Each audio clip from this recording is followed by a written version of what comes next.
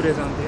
Moi, je me présente, je suis le docteur Alioune Taban, je suis le secrétaire général du syndicat des médecins privés du Sénégal et de l'association des cliniques privées du Sénégal. D'accord. Pouvons-nous savoir l'objectif de votre rencontre d'aujourd'hui? L'objectif de cette rencontre, c'était de faire un point de presse par rapport à la détention, par rapport à la garde à vue de notre collègue et ami et aîné, le docteur Babacar Niang.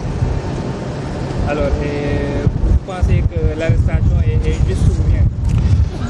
Nous déplorons ces arrestations qui commencent à être abusives sur les médecins.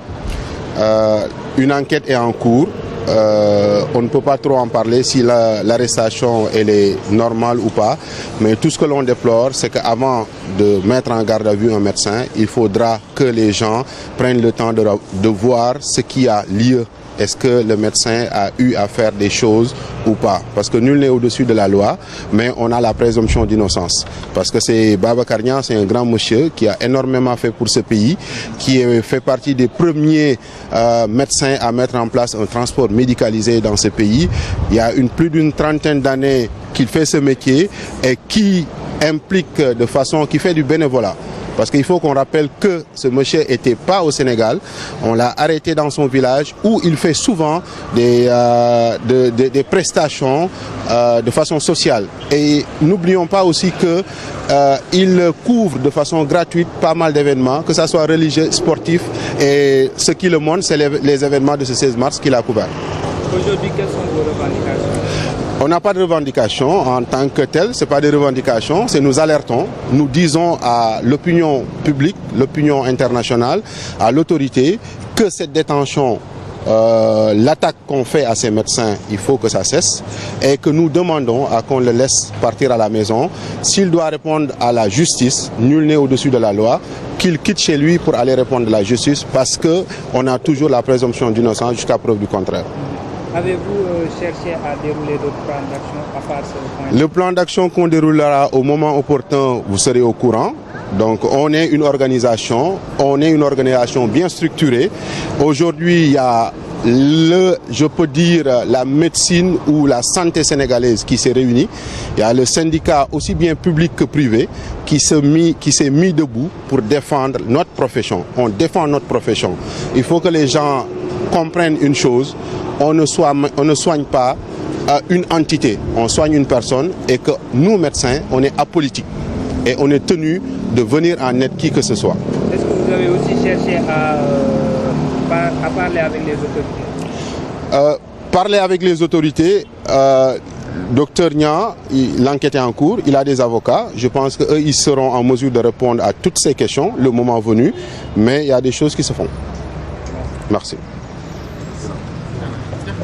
Libération immédiate. Ñu insister. Sans condition. Sans condition. C'est bon. D'accord.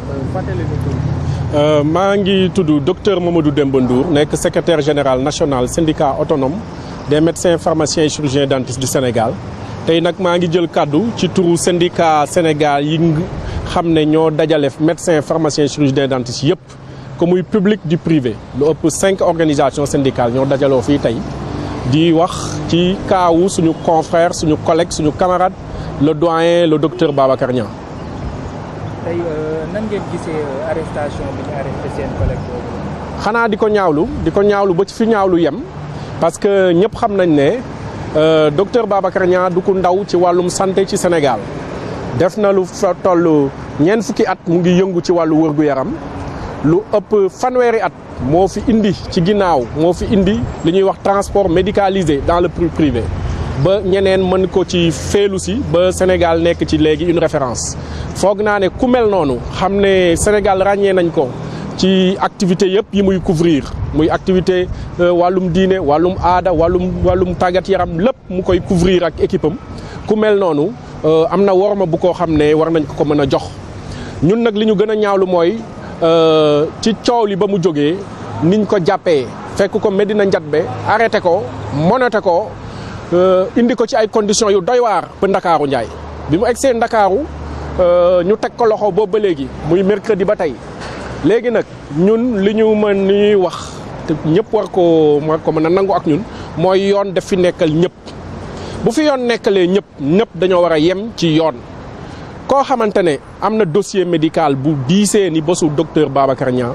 amul place ci ñu teg la loxo déedéet loolu c'est clair avocat mi am nañ dossier bi versé nañ ko ci procédure bi jox nañ ko ñi ñu ko war a jox ñu ngi artu nag di xamal Sénégal ne ñëpp ne docteur Babacar Niang lu weesu loolu dossier médical am sax dafa tere ñu téye ko léegi nag ci wàllum téye bi ñun dañoo jàpp ne ñu ngi bëgg a tàmm léegi Sénégal lu xew balaa ñuy xool li xew sax lan moo ne ci biir ñu dem jàpp médecin bi door ko garde à vue téye ko nëbb ko jant bi door a wëri nag lañ ko toppee la ñuy teg ci ndoddam loolu ñun dañu ne na ñëpp war a ñëpp war nañu mën a mànkoo nangu ne loolu mënul wéy loolu du dëgg du yoon am na ay dispositif am yu bari gis yàgg nañ fi gis ba tàyyi ñuñ fi coppee ay njombe yu rëy dañ leen di bàyyi ñu ñibbi seen kër di wuyu si fu ñu leen soxlaa ñu woo leen di wuyu si ba bët xam fi mu weneen xam fi muy mujjee gëtëm docteur Babacar Niang ñun li ñuy wax pour mu leer ñun syndicat yi nga xamante ne moom laa cité léegi